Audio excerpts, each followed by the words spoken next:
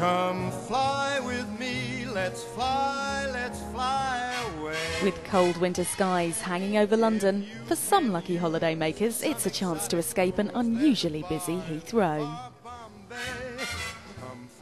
Heavy snow in Amsterdam has caused massive delays to all flights. Worse affected is Kenya Airways. Gordon Richards has already lost a day of his game fishing trip, and he's not very happy. The connecting flight to Lamu. Now the flight now is overbooked to Lamu till tomorrow. His persistent complaining does not impress the other passengers. For Tomoko, Gordon's partner, it's all a bit frustrating. Gordon's plight does not go unnoticed by a television crew hot on the trail for stories for a documentary about life at the airport. For Gordon, it's a chance to vent off some steam. All Tomoko can do is watch and wait. Gordon has been fishing since he was 7. He specialises in catching big game fish, and he hopes to celebrate by catching the elusive Blue Marlin off the waters of Kenya. Pack up, let's fly away.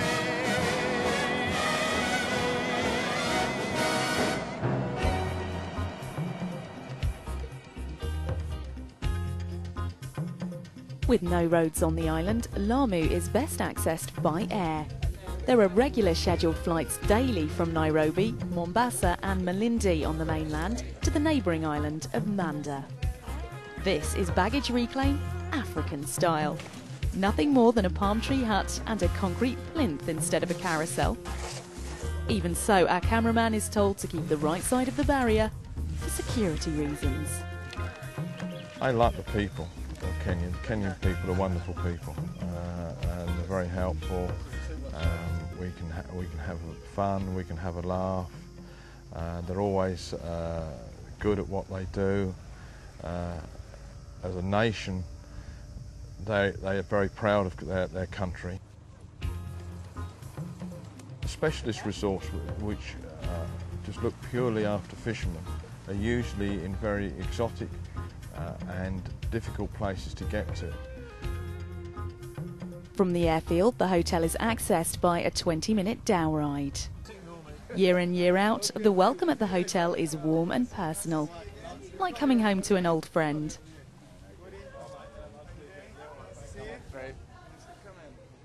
This ancient mosque has been the centre of the village for centuries. Both the town of Lamu, together with its neighbour Shela village, began life in the 14th century as a Swahili settlement. Throughout the centuries, the island has seen many visitors. These have included Portuguese explorers, Turkish traders and the Omani Arabs. With no cars on the island, the donkey remains the dominant form of transport. The streets of Lamu town are narrow, cool and quiet. They're surprisingly intimate spaces enclosed by massive stone buildings whose thick coral rag walls give the town its distinct colour and texture. Everything, including building materials and food, has to be transported through these narrow streets. Situated 2 degrees below the equator, along the Kenyan coast, the island's warm and genteel climate leads to an amazing variety in flora and fauna. Nestled between towering coconut palms, the hotel gardens overlook the mouth of the Lamu harbour and the Indian Ocean. Guests can relax here and watch the world gently go by. It's a place of total tranquility, which has been graced by the presence of many a celebrity. From here, the local fishermen return with the night's catch, which provides the hotel and its guests with fresh seafood. For any connoisseur of food, it's a gastronome's dream. But this crab might beg to differ.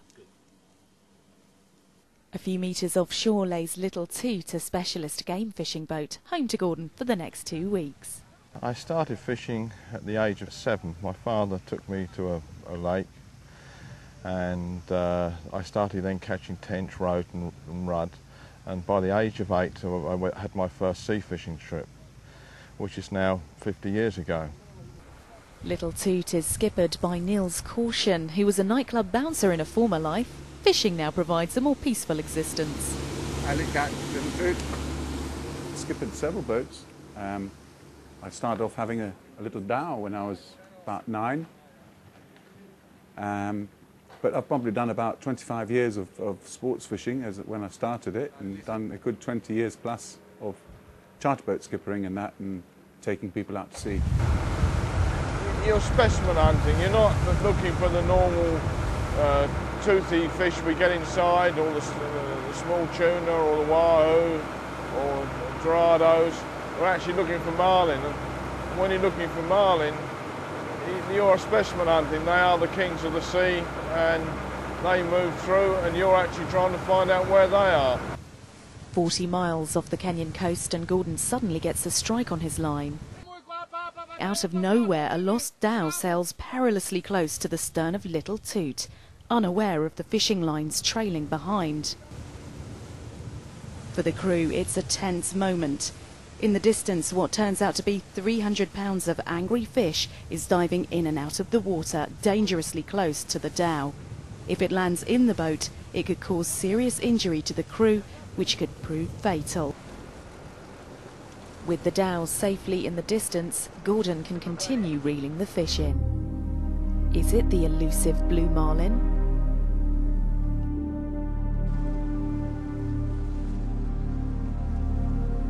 What he has caught is the more common stripey. For today, it seems, the elusive Blue Marlin remains elusive.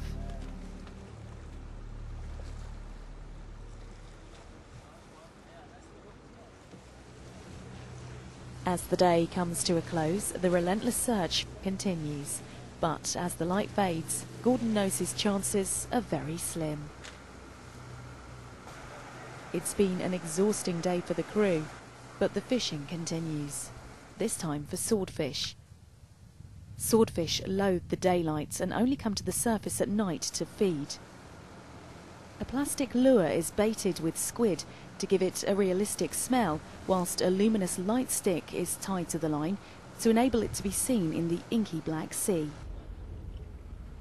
Within a few hours, Gordon gets his first strike. Out of the gloom comes one of the sea's oldest surviving prehistoric fish, the swordfish. Normally, it would never come to the surface with so much light present.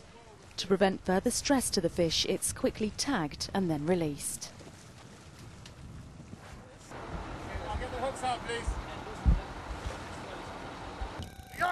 Get at it. Get at it. Coming.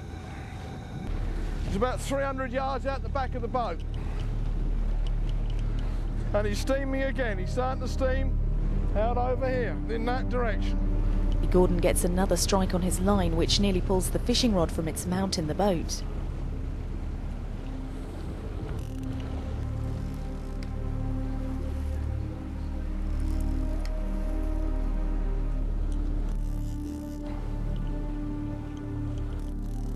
Whatever he is hooked, it keeps running away with Gordon's line and never seems to tire. What I do now, single turn of the reel, the bounce up and down, pressure on, take a turn, pump the fish, take a turn. The twanging noise means excess line pressure, indicating a huge swordfish running off with hundreds of metres of fishing line, despite a 4-hour battle of wills. We fought for 5.5 hours on 60-pound class gear, until eventually, with fishing with over 30 pound a drag, eventually popped the fish. But we had made little or no progress with the fish for the previous 3 hours. The fish was still down at least 300 feet at that moment in time when we popped it. Possible size of the fish could be anywhere between 300 and 500 pounds.